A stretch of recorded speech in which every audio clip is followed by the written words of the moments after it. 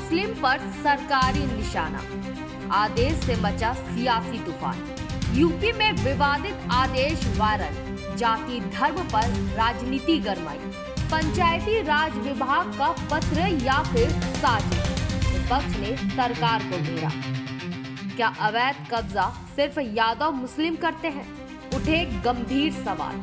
त्रुटि या रणनीति, सरकार ने झाड़ा पल्ला, विपक्ष ने कसा शिकंजा। सबका साथ या सिर्फ निशाना, भाजपा सरकार पर भेदभाव का आरोप। आदेश वापस लेकिन आरोप कायम, सियासत में गर्मी बरकरार। संवेदनशील आदेश या जातीय एजेंडा, बवाल थमने का नाम नहीं ले रहा। नमस्कार, निशानेबाज में आप सभी का स्वागत है। मैं हूं आपके साथ सिमरन मिश्रा।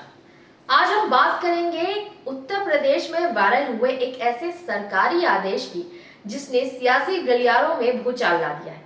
यह आदेश है सरकारी जमीनों पर कथित अवैध कब्जे को लेकर, लेकिन इसकी भाषा और निशाना बेहद ही आपत्तिजनक है। दरअसल ये आदेश सिर्फ दो समुदाय, यादव और मुसलमान, को निशाना बनाता है, जिस पर विपक्ष ने सरकार पर सीधा हमला बोला है। ये सिर्फ एक पत्र नहीं, बल्कि सरकार की मंशा पर सवाल उठा रहा है, और यही वजह है कि ये इतना बड़ा राजनीतिक मुद्दा बन गया है।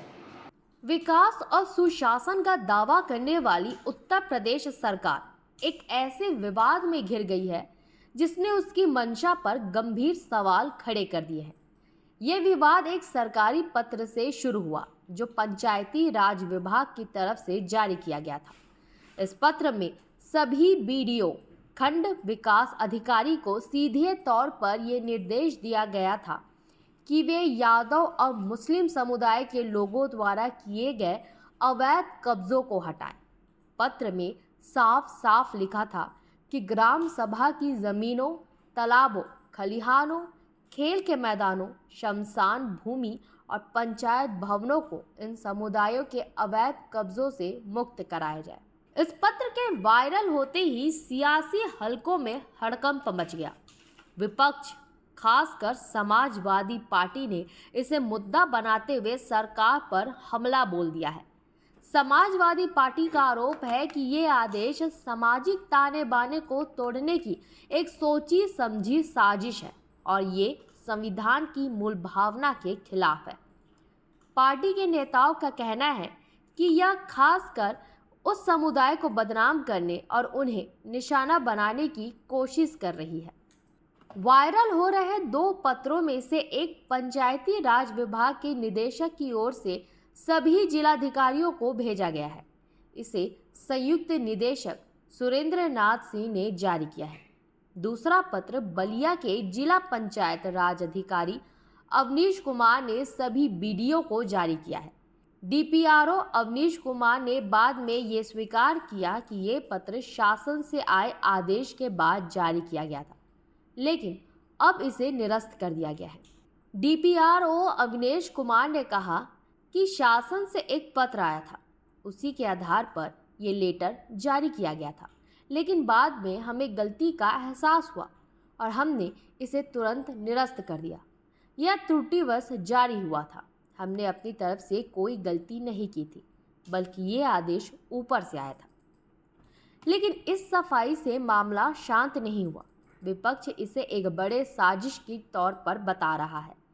समाजवादी पार्टी के प्रवक्ता मनोज राय भूपचंडी ने इस पर तीखी प्रतिक्रिया दी है।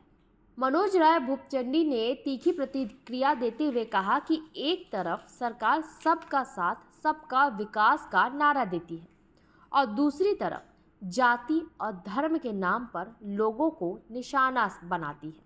ये भाजपा सरकार की विभाजनकारी नीति का सीधा प्रमाण है। यह आदेश संविधान की मूल भावना के खिलाफ है, जो सभी नागरिकों को समान अधिकार देता है। सरकार को ये बताना चाहिए कि क्या सिर्फ यादव और मुस्लिम ही अवैध कब्जा करते हैं। यह सिर्फ विपक्ष का ही नहीं, बल्कि कई सामाजिक संगठनों और बुद्धिजीवों का भी सवाल है। उनका कहना है कि सरकारी ज़मीनों पर अवैध कब्जा किसी भी जाति या धर्म के लोग कर सकते हैं, तो सिर्फ दो समुदायों का नाम लेना क्यों? क्या यह कार्रवाई भेदभावपूर्ण और राजनीति से प्रेरित है? इस मामले पर पंचायती राज निदेशक ने भी पल्ला झाड़ लिया है। उन्होंने अपनी जिम्मेदारी से बचते हुए इसका ठिकरा संयुक्त निदेशक पर फोड़ दिया।